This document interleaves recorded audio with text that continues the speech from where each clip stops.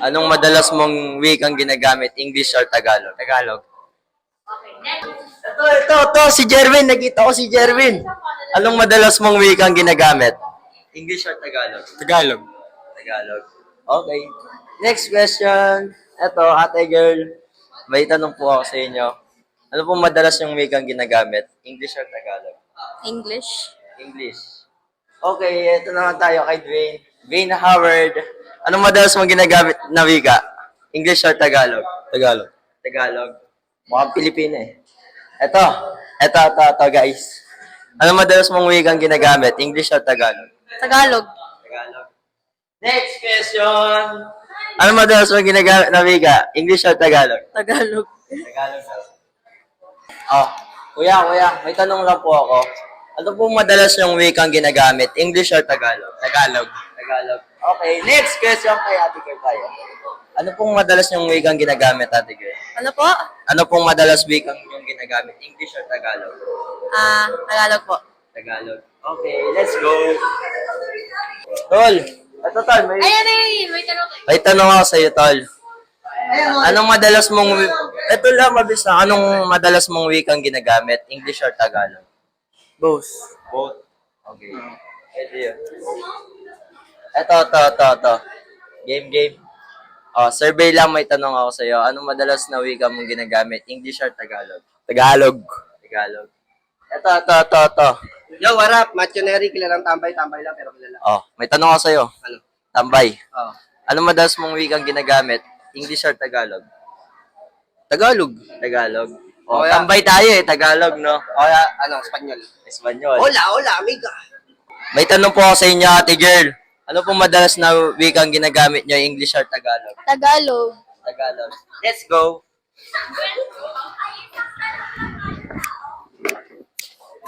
Ay, ito si Jamir. Ang pogi naman ni Jamir. Para pakita natin to. Oh, may tanong ako sa'yo, tol. Ano madalas na wika mong ginagamit, English or Tagalog? Tagalog. Tagalog. Okay, let's go. Ay, ito, pogi, oh. Ito, dapat tinatanungan rin to. Oh, may tanong ako sa'yo, Pogi. Oh, game. May tanong ako sa'yo, Pogi. Anong madalas na wikang ginagamit mo? Tagalog o English? Tagalog. Tagalog? Okay, let's go. Ito naman si ate girl. Ito si ate girl. Oh, hi ka muna sa vlog ko. Oh, anong madalas na wika mong ginagamit? English or Tagalog? English. English. Wow, what a nice. How are you? I'm fine. Okay, good. Let's go.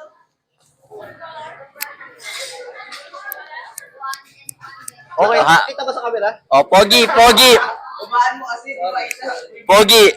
Pogi. May tanong ako sa'yo. O, pagkilala ko muna. Ako si Ryzen. O, anong madalas mong wikang ginagamit? English or Tagalog? Tagalog. Tagalog. O, let's go. Ito, kumakain to. Dapat pinapagita to. Hello. Ate girl, may tanong ako sa'yo. Pagkilala ko muna. Hindi, ututo ka naman. Ayan. Anong madalas mong wikang ginagamit? English or Tagalog? Tagalog. Ano? Lakasan mo. Tagalog. Yun. Anong madalas wikang ginagamit mo? English, Filipino. Filipino.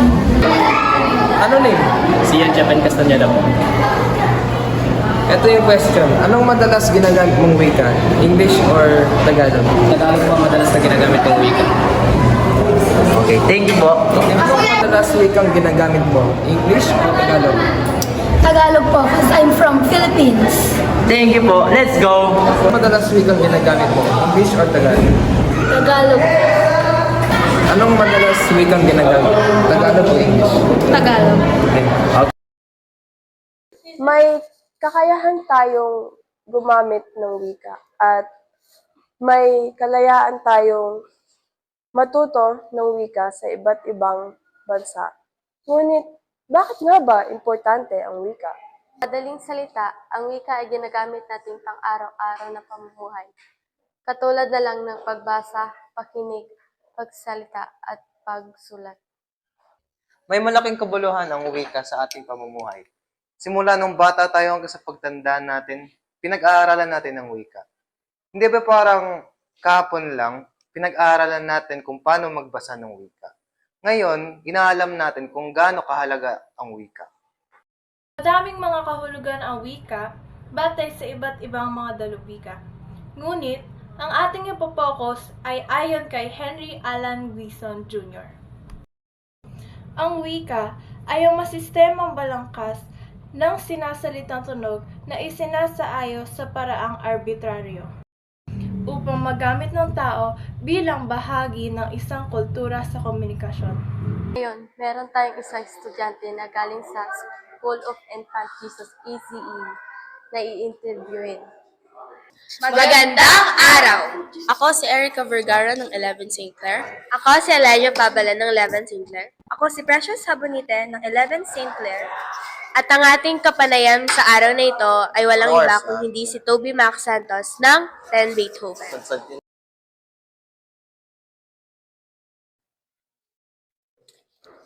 Okay. Ang una kong tanong, ano ang mga wika na ginagamit mo sa pang-araw-araw? Ang wika na aking ginagamit ay Tagalog at Ingles, pero mas ginagamit ko ang Tagalog sa araw-araw. So, sinabi mo nga na Tagalog ang lagi mong ginagamit sa pang-araw-araw mo. Bakit mo napili na gamitan ng wika na yan?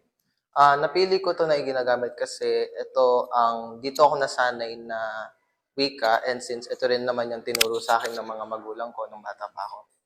Wikang Filipino ba ang unang wika na iyong natutunan?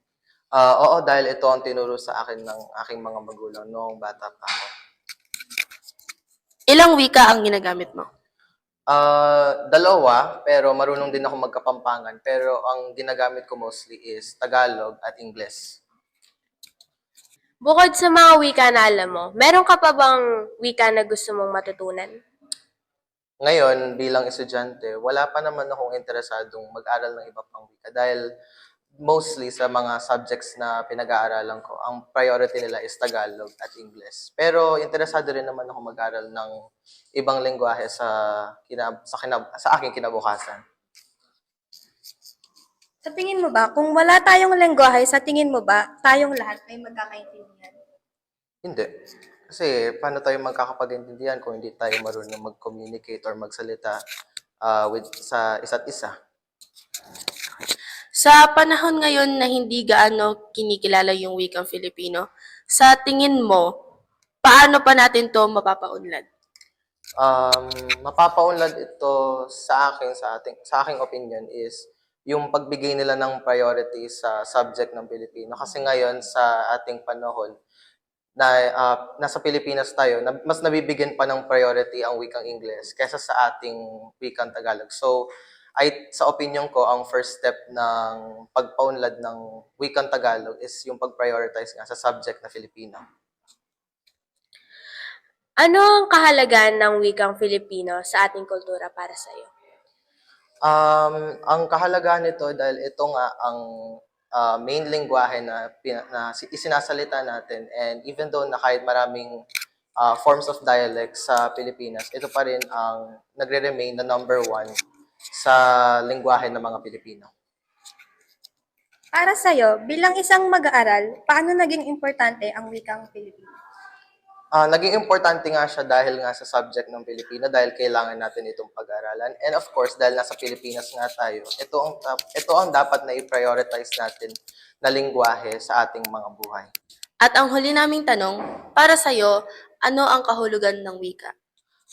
Para sa aking opinion, ang kahulugan ng wika ay ang pag-express or pagpapakita ng isang tao ang kanilang kultura, dialect, and of course, ang kanilang country.